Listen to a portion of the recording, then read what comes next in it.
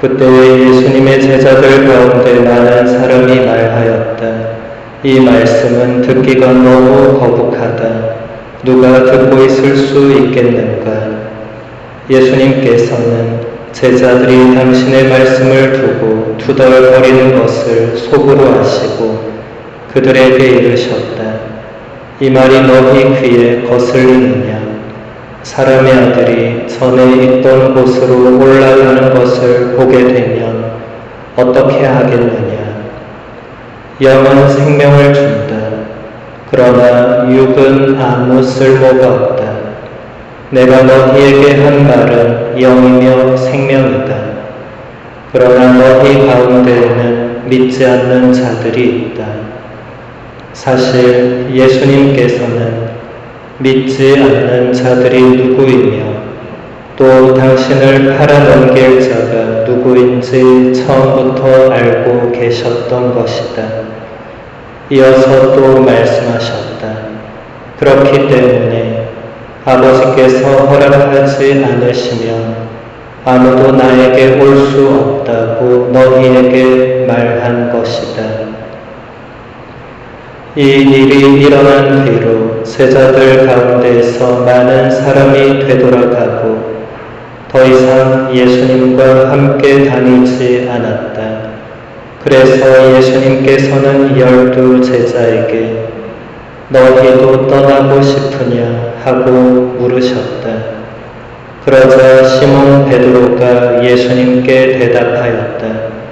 주님, 저희가 누구에게 가겠습니까? 주님께는 영원한 생명의 말씀이 있습니다. 스승님께서 하느님의 거룩하신 분이라고 저희는 믿어왔고 또 그렇게 알고 있습니다. 주님의 말씀입니다.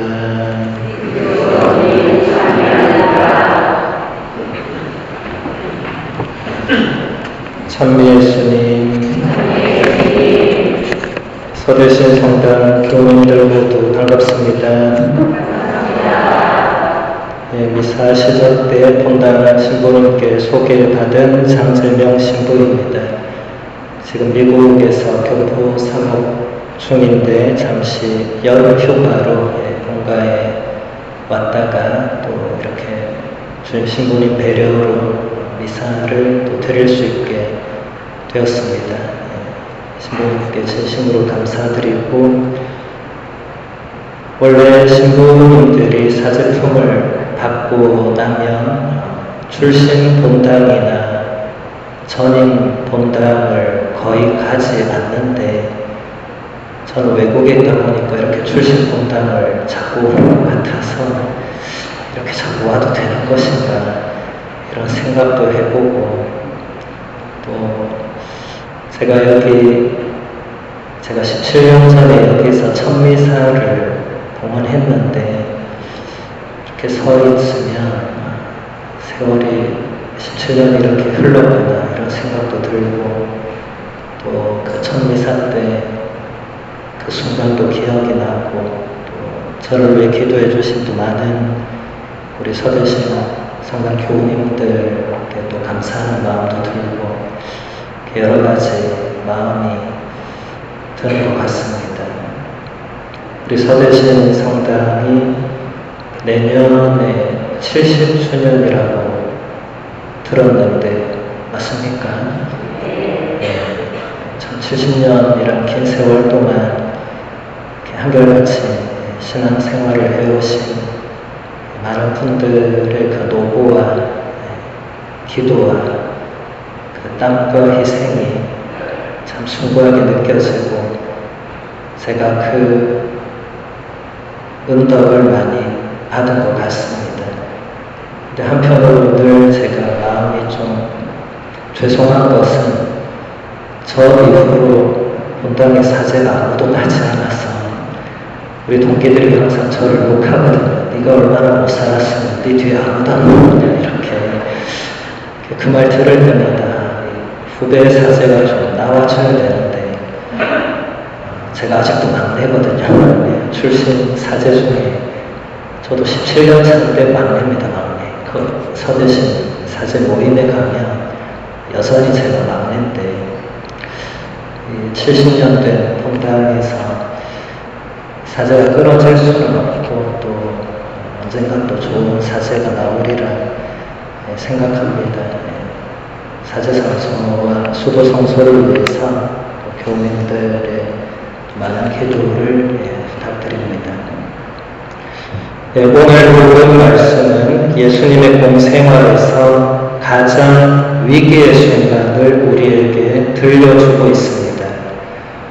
오늘 복음 이전의 말씀을 보면 예수님께서 남자만도 5,000명이 넘는 군중을 빵 5개와 물고기 2마리로 배불리 먹여주셨습니다. 다시 말해서 남자만 해도 5,000명이 넘는 군중이 예수님을 따라다니고 있었다는 말입니다. 그런데 군중을 배불리 먹이신 뒤에 예수님께서 본격적으로 당신 자신을 생명의 빵이라고 사람들에게 가르쳐 주시니까 수많은 사람들이 되돌아가고 더 이상 예수님과 함께 다니지 않게 되었습니다.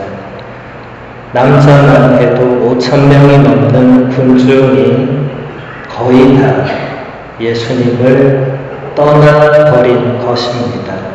단 한 번에. 그리고 예수님 곁에는 12제자만 남게 되었는데 예수님은 12제자에게 너희도 떠나고 싶으냐 이렇게 묻고 계시죠. 알렉산드리아의 시릴로 성인은 예수님의 이 질문을 다음과 같이 해설합니다. 하느님께서 귀중하게 여기시는 것은 당신을 섬기는 사람들의 숫자가 아니라 비록 소수일지라도 올바른 믿음을 훌륭하게 지켜나가는 사람들입니다. 정말 그렇습니다. 예수님께서 당신을 따르는 사람들의 숫자를 중요하게 생각하셨다면 그 많은 사람들이 당신을 떠나려고 할 때 어떻게든지 그들을 붙잡으려고 하셨을 것입니다. 하지만 예수님은 전혀 그렇게 하지 않으셨고 12제자에게 너희도 떠나고 싶으냐 하고 물어보셨을 때 만일의 제자들이 예하고 대답했다면 예수님께서는 지체 없이 잘 가라 이렇게 하셨을 것입니다. 예수님이 필요한 것은 당신을 따르는 수많은 사람들이 아니라 비록 소수일지라도 올바른 믿음을 훌륭하게 지켜나가는 사람들이었기 때문입니다. 송동모 신부님은 이렇게 말합니다. 유다는 12 가운데 하나로 뽑힌 사람입니다. 이처럼 영광을 입었는데도 유다는 예수님을 배반합니다. 우리는 여기서 한 가지 가르침을 얻을 수 있습니다. 어떤 사람이 주님께 부르심을 받았다고 해서 끝까지 주님의 종으로 남는 것은 아니라는 점입니다. 중요한 것은 유다처럼 중간에 떨어져 나가지 말고 끝까지 주님과 함께 하는 것입니다. 코로나 팬데믹 이후에 이제 더 이상 미사에 참례하지 않는 신자들이 있습니다. 여러분 주위에도 아마 있을 것입니다. 그분들이 다시 교회로 돌아오면 다행이지만 그것은 아무도 알 수 없습니다. 송복모 신부님 말씀처럼 주님께 부르심을 받았다고 해서 끝까지 주님의 종으로 남는 것은 아니라는 점이 지금 현실에서 분명하게 드러나고 있습니다. 끝까지 주님과 함께 하는 것이 쉽지 않은 세상입니다. 갈수록 신앙을 지키기 어려운 세상과 현실 속에서 우리는 살고 있습니다. 그럼 우리가 주목해야 할 것은 오늘 베드로의 대답입니다. 베드로는 예수님께서 너희도 떠나고 싶으냐고 물으시자 이렇게 대답합니다. 주님, 저희가 누구에게 가겠습니까? 주님께는 영원한 생명의 말씀이 있습니다. 스승님께서 하느님의 거룩하신 분이라고 저희는 믿어왔고 또 그렇게 알고 있습니다. 베드로를 비롯한 12 제자가 예수님을 떠나가지 않은 이유는 예수님이 자신들의 주님이시며 영원한 생명의 말씀이 예수님 안에 있고 예수님이야말로 하느님의 거룩하신 분이라고 믿고 알고 있었기 때문입니다. 베드로처럼 믿고 알고 있는 신자들은 결코 예수님을 떠나지 않을 것입니다. 아무리 거센 풍파와 시련이 닥쳐오더라도 예수님을 떠나지 않을 것입니다. 바울 사도는 이렇게 말했습니다. 무엇이 우리를 그리스도의 사랑에서 갈라놓을 수 있겠습니까? 환난입니까? 역경입니까? 박해입니까? 굶주림입니까? 헐벗음입니까? 위험입니까? 칼입니까? 우리는 우리를 사랑해 주신 분의 도움에 힘입어 이 모든 것을 이겨내고도 남습니다.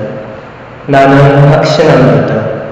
죽음도 삶도 천사도 권세도 현재의 것도 미래의 것도 권능도 저 높은 곳도 저 깊은 곳도 그 밖에 어떠한 피조물도 우리 주 그리스도 예수님에게서 드러난 하느님의 사랑에서 우리를 떼어놓을 수 없습니다. 이것이 바오로가 예수님을 떠나지 않았던 이유였습니다. 예수 그리스도를 통하여 드러난 하느님의 사랑.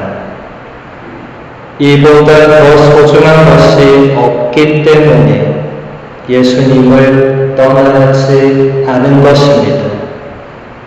내가 하느님께 사랑받고 있다는 굳은 확신이 있는 분들은 또다시 팬데믹이 온다 하더라도 몇 배나 더 강력한 전염병이 확산된다 하더라도 결코 하느님을 떠나지 않을 것입니다.